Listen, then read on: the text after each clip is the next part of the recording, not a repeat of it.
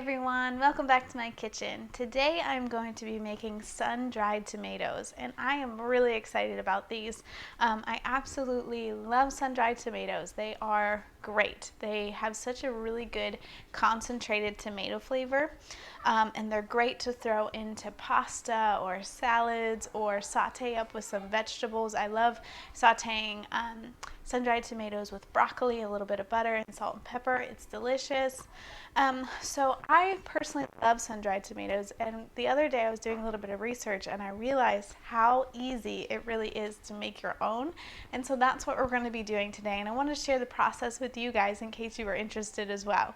So I'm actually going to be doing this with two different types of tomatoes today because I kind of want to see which one works better, if one of them has better flavor, if one of them dries faster, whatever.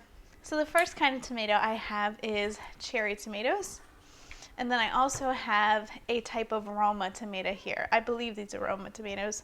I actually picked these up from my grandmother. She just gave us a huge bushel of tomatoes and I'm so thankful for her, and they are growing tomatoes like crazy over there. So I'm going to be trying to cut these up as well and using these to do sun-dried tomatoes. We've been making a ton of sauce, pizza sauce, marinara sauce, all kinds of stuff like that over here. I'm sure you guys are as well. It is that time of year when everybody is bringing in the harvest and trying to preserve it and save it for winter, and it's really a fun time of year. So first thing I'm going to do is I'm going to cut up these Roma tomatoes because I want to show you kind of what we're going for here. So first I'm going to slice off the top. I don't want that. And then we are just going to slice these as if you were to slice them for a sandwich, about a quarter inch or about a quarter inch thick. Okay. So that's all we need to do for these. We just need to slice them as if we would slice them for a sandwich. And today I'm going to be using my dehydrator. So if you are using a dehydrator, you're going to want to lay out your tomato slices on your dehydrator rack.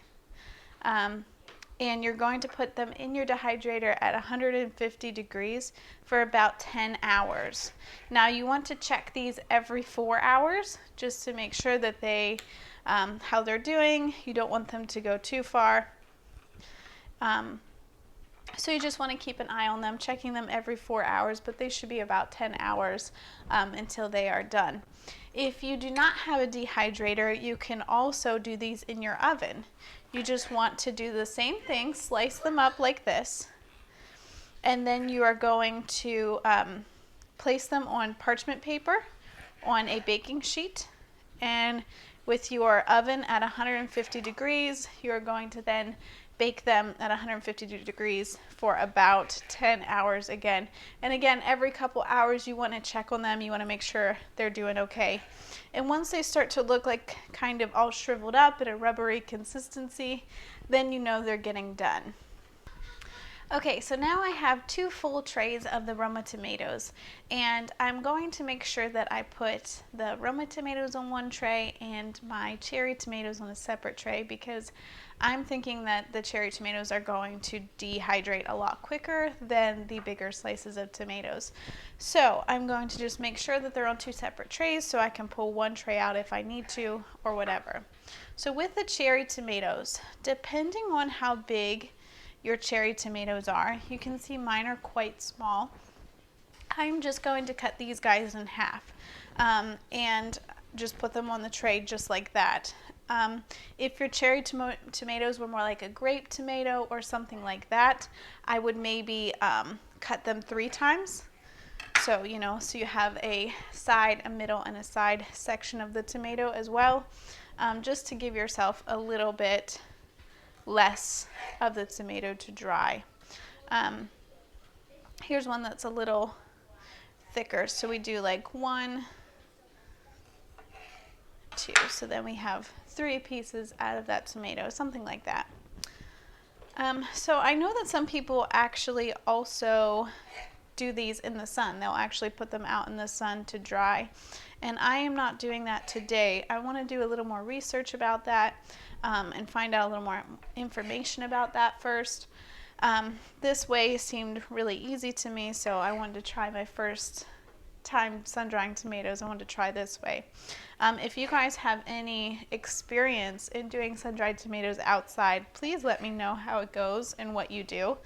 The one major thing that I'm thinking of right now is how do you keep like all the critters off of your tomatoes? I feel like you would have to cover it somehow to keep all the flies and things out of them. And I don't know how that would work with obviously them needing to be dried by the sun. So if you guys have any tips for that, let me know. But we're just trying this method today. And like I said, you can do this in your oven or your dehydrator, whatever you have. It is the same process. You prep the tomatoes the same. You use 150 degrees the same.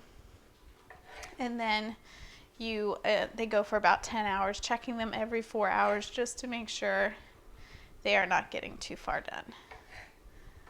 So I'm just going to continue to get all of these tomatoes cut up, and then I'm going to get them into the dehydrator, and that's it. After they are done dehydrating, you can either put them in a bag and use them. You can put them in the refrigerator. It'll help them last a little longer in the refrigerator, or even longer. You can put them in the freezer. You can also let them out in your cupboard, but you need to use them fairly quickly that way. And then also, the way that I'm going to be trying to do these today is I'm going to try to can them in oil. So a lot of times at the grocery store, you'll find your sun-dried tomatoes packed in oil, and that's what I'm going to try to do today. So I want to share that process with you in part 2 of sun-dried tomatoes. So keep a lookout for that video. It's going to come out after this one on Wednesday. And I'll share with you what I do, what the next step is in your sun-dried tomatoes and how to pack them in oil and can them. Well, that's pretty much it for this video. I am just going to continue doing this. And I also wanted to let you guys know, if you enjoy these type of videos and this type of thing where I'm sharing some recipes and kind of the stuff that I'm doing in the kitchen, I share a lot more recipes on my website, themythicalmom.com. And if you guys are interested, you can go check that out. I also have an Instagram and a Facebook. So if you guys don't follow me there and you would like to, you can do that.